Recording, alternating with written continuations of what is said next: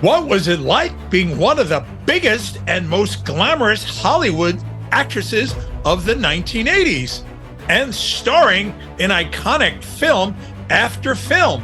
Buckle on up as you are about to get inspired from this all-time great. Welcome to the Motivation Show podcast, and get ready to be inspired, motivated, and achieve massive success. And now, your host, the mayor of motivation, Eli Marcus. Our guest on the Motivation Show today was one of Hollywood's leading actresses. She has starred in iconic movies like Blade Runner, No Way Out, Wall Street, Fatal Instinct, and showed her comedic chops in Ace Ventura, Pet Detective. She is now starring in a 4-act play off-Broadway in New York City called Ode to the Wasp Woman. Welcome to the Motivation Show, Sean Young. Hello, Eli. How are you doing? I am tremendous. You know why I'm tremendous today, Sean? Why? Because I have a friend and her father was called Charlie Tremendous Jones. And whenever you are asked a question on how you are, I've learned, and he learned a long time ago, and he's taught millions of people, always say that you're tremendous, because if you say you're tremendous, the world brings things to the table for you, and your life becomes more tremendous. That makes sense? Very tremendous. I'm tremendous. There you go. There you go. Isn't that so much better when you tell people you're tremendous than okay? Yeah, for sure. So, I want to go back to a younger Sean Young, not that you're old, I want to go back to the old days. I'm 63 and I'm not a spring chicken anymore, but I'm perfectly okay with that. You sound like a spring chicken. You got a lot of energy there. So I wanted to ask a simple question. When did you decide you actually wanted to become an actress and why? I grew up primarily in Ohio, in Cleveland Heights, Oberlin and Cleveland Heights. And we had this black and white TV. And after school, they used to, in that area, screen all the MGM musicals. And I fell in love with Singing in the Rain. And I had a massive crush on Gene Kelly, like a lot of people. Yep.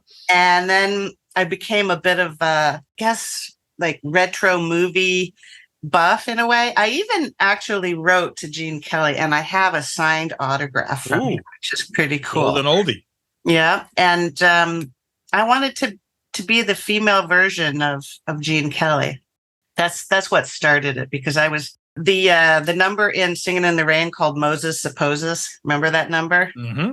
Oh man, that just used to blow my mind. Every time I saw it, I was just like, oh my God. And then I went to Interlaken Arts Academy for my last 2 years in high school. And then right after high school, I came to New York City. And why did you think you could make it in a profession where most people don't? Is it self-confidence or is it something else that drove you? I really don't know the answer to that question. I do know that I have a lot of energy at certain times, quite a bit of courage. And you do need those two things, I'd probably be great in the Army if I was wanting to be in the Army, which I'm not. But, it takes some courage. I'll choose you to be in the foxhole with me. Yeah, I'm good in an emergency. Yes. I like that. Those are two good principles right there. I like it. So what motivates you and drives you today to continue to do what you do? Well, I'm not as motivated today because I love being at home and petting my cat and all of that kind of thing. But when my agent brought this to me, I think it's pretty clearly true that most actors really like to work. And I read it and I thought I would be a good fit for the Susan Cabot character. And it's a challenge. It's a big challenge, but I'm having a lot of fun with it. And I always like being in a group with other actors, which is the case here. We cover 4 different tragic ends. One is Alfalfa, Carl Schweitzer. Another is George. The Little Rascals. Yes. And right? George, best known. The Superman, the first one on TV. And the original. Sometimes in my mind, the only one, the original. Yeah. And then Susan Cabot, who was, I guess you'd call her a B-movie actress and didn't have a pleasant end in life. And then Barbara Payton, who was also an actress and had a rough road. So these are the 4 characters that are covered in the play in the 4-act. So what really intrigued you about this play? What made you really sold on this? Like, what really sung to you? I felt I could do a really good job with it. And that's, well, let's call it, I felt like I could be of service to the director. I like that. That's another kind of twist. Most people are so like self-centered, and you're like, you could be of service to the director. Wow. Well, yeah, self-centeredness is one of those qualities that does show up quite a bit in show business. Yeah. But I have reached some enlightenment in life, and I have a pretty much blissful life every single day I wake up. Wow. I appreciate things. I've learned a lot. I've become very wise. I'm capable of humility, and I really like people in general, unless they prove to me I shouldn't. And yeah, so it's a good group, and I'm having fun, and I do enjoy working. I got to tell you, Sean, I love that word blissful. Boy, I can tell you there's nothing better than waking up every morning and say, boy, do I have a fortunate life. So were there challenges that you faced in your life that you had to overcome that got you to kind of think that way? I'm a big prayer, and I'm also I pray. I believe in God, and I have for as long as I can remember, so the hardships, I used to take them in when I was younger. I think I let hardships or difficulties or challenges, I used to let them frighten me.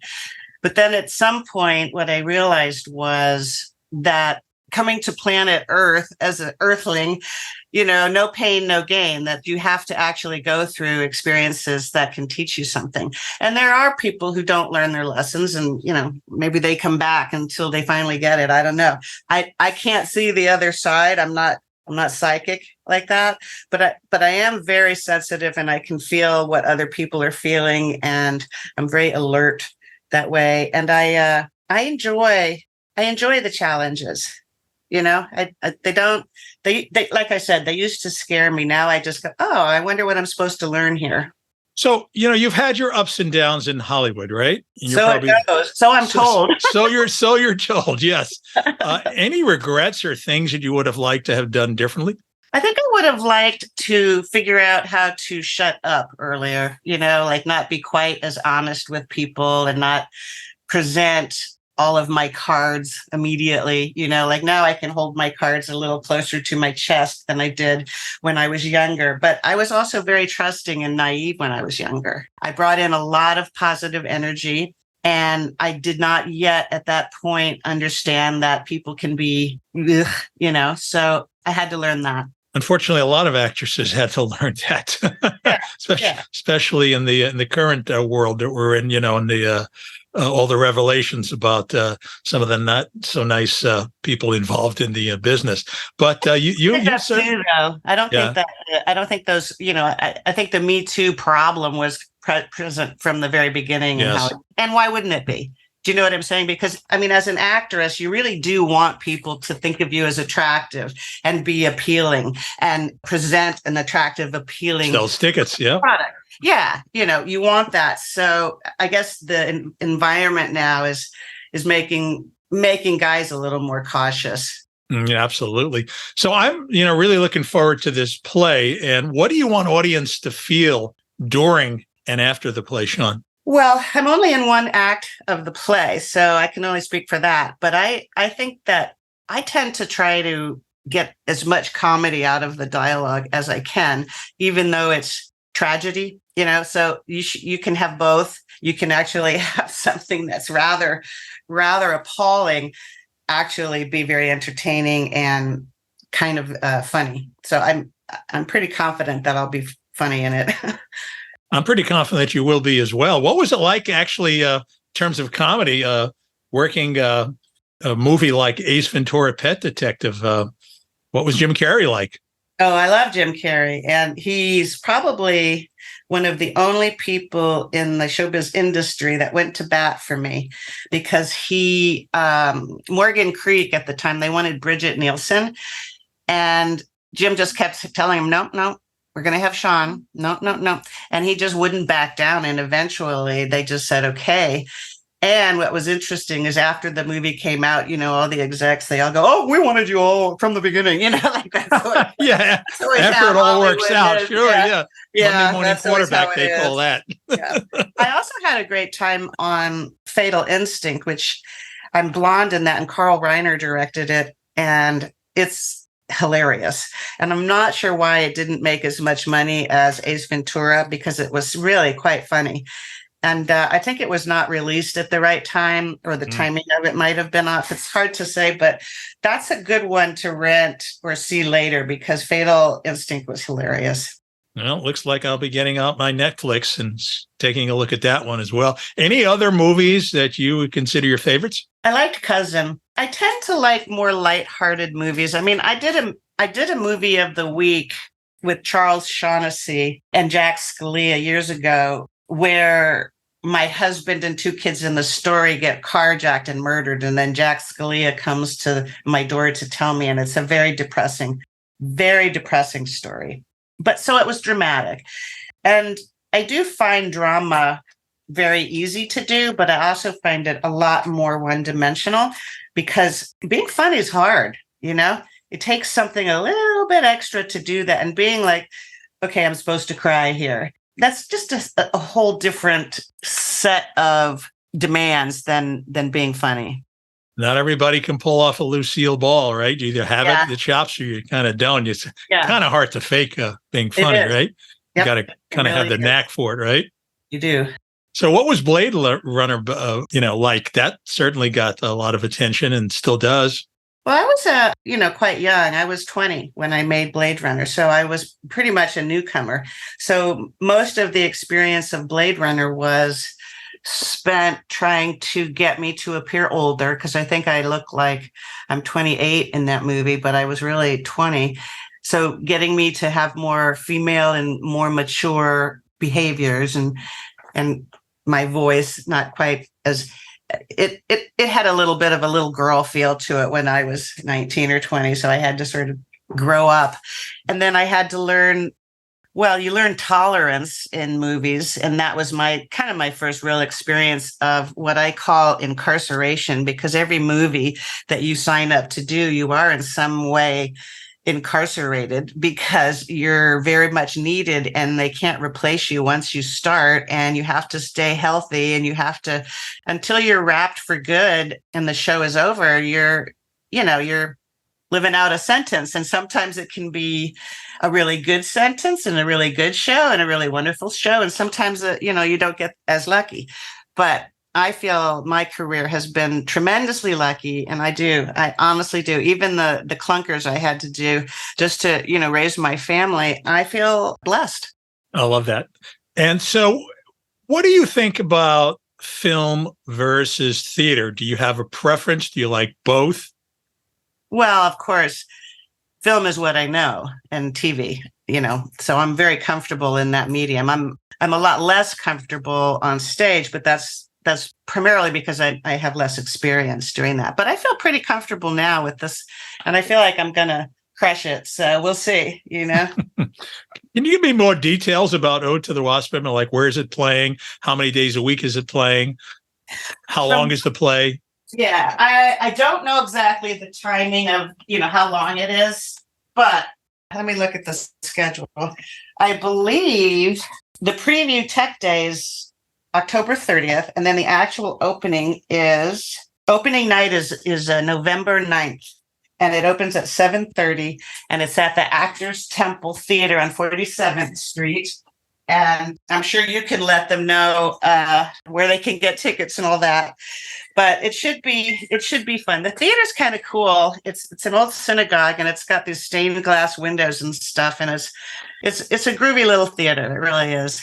It's not the easiest time to be off-Broadway these days. We're coming back from a pandemic, and, it's a crazy world out there. And so I'm very much looking forward to seeing this show. And I think you're going to sell a lot of tickets. And I think you have a lot of appeal. I love your attitude. Hoping my guests here go and see the show, because you've been terrific to deal with here so far. And I want to thank you for that. After this great role that you're playing here in Ode to the Wasp Woman, what else is next in Sean Young's fascinating life journey? Oh, probably just snuggling with my husband. Maybe I'll do that. That'll be my next thing. Yeah, I live in Atlanta now, and he's in Atlanta, although he's going to come up for the previews and the opening, so I'll get to see him for about 10 days. And then I think the show, well, it really depends on how it does, but like I'm paid till December 31st. So I know I'll be here that long, at least. And then we'll see how the show does, because I think that's how the stage works, doesn't it? Depends on if people come to see it. Yeah. And, it is, it always fascinates me that you put all this time and energy into memorizing lines and going through contracts and going all this. And it really, honestly, it's really out of your hands. All you can do is what you do best, which is get on stage, ace the performance, and then the audience's hope, word of mouth and everything else, marketing, all hopes to, come in and converge in your favor. But if it doesn't, no choice but to move on to the next thing. Yeah, that's right. And with 46 or maybe 47 years of acting experience, that's a very easy process now. I think in the beginning, and depending on where you are, at what phase of your career you're at, that can be maybe more intimidating, but now it's just all fun. It really is. How do you memorize all these lines, and then you really, there's no margin for error. I guess the one thing easier in film is there's some margin for error, right? Because they they can do take 2, take 3, take 4, but in live theater, there's no take 2. No. And also, the way you memorize them is you do it over and over and over and over and over again. Yeah. And it's really great too, because a lot of times my experience in like what I call when the low budget era came into the movie business, which is a large section of it now, like the people who get the big bucks are really a smaller group. You never have any rehearsal time. You're always rehearsing on the set, right? So you actually do learn to learn your lines very quickly in general in the low budget era. Yeah, that's fascinating. Anything else that you'd like to add? You'd like people to know about Sean Young and what you're up to or what you will be up to? Sean Young is definitely a very down-to-earth, honest, sweet, extremely sweet, and with a very good sense of humor. Sweeter than pumpkin pie, right? Yep. And very helpful, very loved by her sons and her husband, and, very practical and have a lot of common sense. Well, I used to work with a gentleman named Dr. Richard Carlson. He wrote a classic book, and it was called Don't Sweat the Small Stuff. And what was interesting is his subtitle was very powerful, because it's all small stuff, right? And it usually takes a lot of maturity to get to that point where you look at it and like, okay, instead of like getting all crazy and all upset and, the world's ending, you look at it, it's like, I've got a husband, I've got my kids, we're healthy, I'm a happy person. You mentioned God. I mean, I can't imagine anything more important, and if you're a God-fearing person and you're a God-loving person, everything else then, like you say, things just happen and you deal with it. And that's what book I read recently? What was that? I'm not kidding. I read this book called Wheat Belly by Dr. William Davies. It was such a read, I got to tell you. And then about 2 months before the show, I gave up bread and pasta. And then just about 4 days ago, I was a little bit early for rehearsal. So I went to this diner and I ate 2 pieces of rye bread after 2 months of not having any wheat. And I got to tell you, I struggled during the rehearsal that day with like brain fog, right? Because of bread. And I thought, oh my God. So I can't have any bread or pasta for the run of this show at all. I believe he talks about the gluten in that. Right. Yes, and that can be challenging, and that's a whole other podcast for another day. I know. But I'm glad to see that you're doing so well. I'm really, really excited. I will be at the play on Saturday, November 4th, and I'm bringing in a lot of my friends to come and see it, who are hotel concierge. So we're going to come there, and Ryder McDowell, who's the producer and director, he's going to set up so that hopefully we get a chance to meet you after the show for a couple of moments, get some photo ops, get excited. So I want all my listeners to look for that on social media. Come out and see the play, Ode to the Wasp Woman. And I want to thank you, Sean, for taking the time out of your rehearsal schedule to actually get on the show with me here today. I appreciate it, Eli. Thank you. Thanks.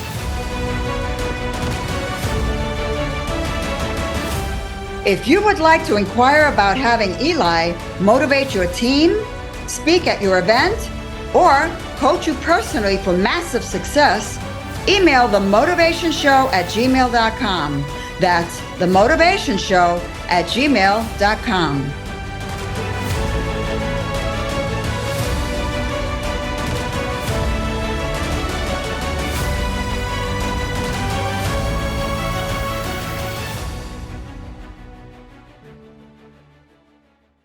This podcast is a part of the C-Suite Radio Network. For more top business podcasts, visit c-suiteradio.com.